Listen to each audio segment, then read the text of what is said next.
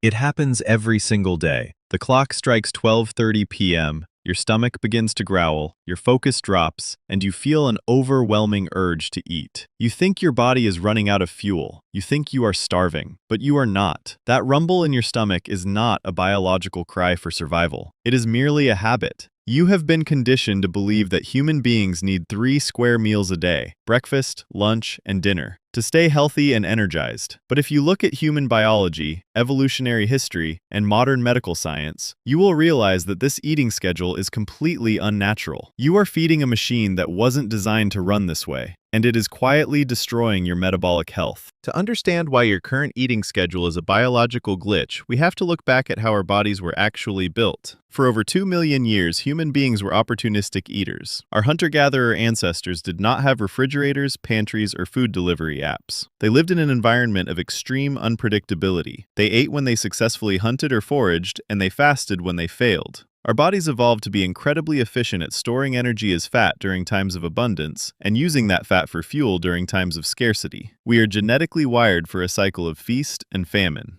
But today, the famine never comes. We live in a modern world of endless caloric abundance, but we are walking around in ancient bodies. We are constantly feasting, constantly digesting, and constantly storing. This is what biologists call an evolutionary mismatch. If our bodies weren't designed for 3 meals a day, where did this strict schedule come from? The answer is not biology, it is culture and commerce. If you look at the ancient Romans, they believed that eating more than once a day was unhealthy and a sign of gluttony. They typically ate one large meal around 4 p.m. In the Middle Ages, people generally ate 2 meals a day. The concept of 3 square meals only became the global standard during the Industrial Revolution. When massive populations moved from farms to cities to work in factories, human life had to be synchronized with machines. Workers couldn't just eat whenever they felt hungry. The assembly line would stop. So, time was carved out for them. A meal before the shift started, a scheduled break in the middle of the day to keep their energy up, and a meal when they got home. The 3-meal-a-day structure wasn't created by doctors or nutritionists. It was created by factory managers to optimize work shifts. But what about breakfast? We have all been told that breakfast is the most important meal of the day. You might assume this is a fundamental medical fact. In reality, it is one of the most successful marketing campaigns in human history. In the early 19th century, breakfast was a very light, often skipped meal. But in the early 1900s, the invention of processed, ready-to-eat cereal changed everything.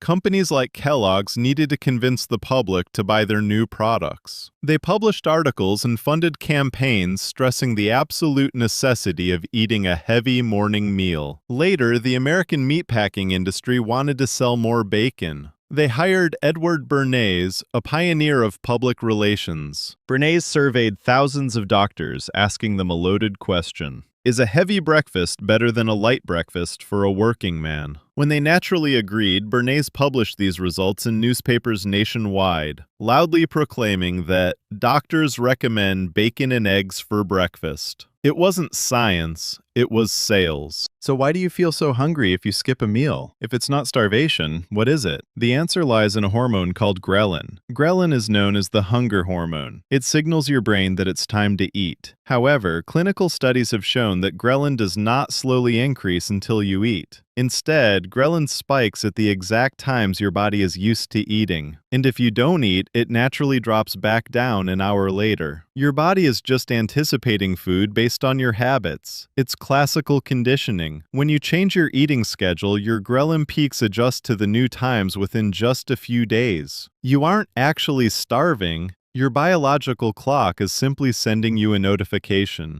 By obeying these hormonal notifications and eating 3 meals a day plus snacks, we have trapped our bodies in a permanent state of digestion. Every time you eat, your body releases insulin to shuttle glucose into your cells. When you are constantly eating, your insulin levels never drop. Over time, your cells become resistant to this insulin. This constant state of absorption is the primary driver behind the modern epidemics of obesity, type 2 diabetes, and metabolic syndrome. Your digestive system, your liver, and your pancreas never get a chance to rest. You are running the engine of your body 24 hours a day, 7 days a week, and eventually, the engine burns out. But what happens when you actually stop eating? The science here is mind-blowing. In 2016, a Japanese cell biologist named Yoshinori Osumi was awarded the Nobel Prize in Medicine for his discoveries concerning a process called autophagy. Autophagy translates to self-eating. When you fast for an extended period, usually over 14 to 16 hours, your body realizes no new food is coming in. So, it starts looking inside itself for energy. It begins to scavenge. It finds damaged cells, toxic proteins, and old cellular machinery, and it breaks them down for fuel. It literally recycles the garbage inside your body to create new, healthy cells. Fasting triggers a deep biological cleanup that protects against aging, cancer, and neurodegenerative diseases. But if you're eating 3 meals a day from morning until night, you never allow your body to enter this state of repair.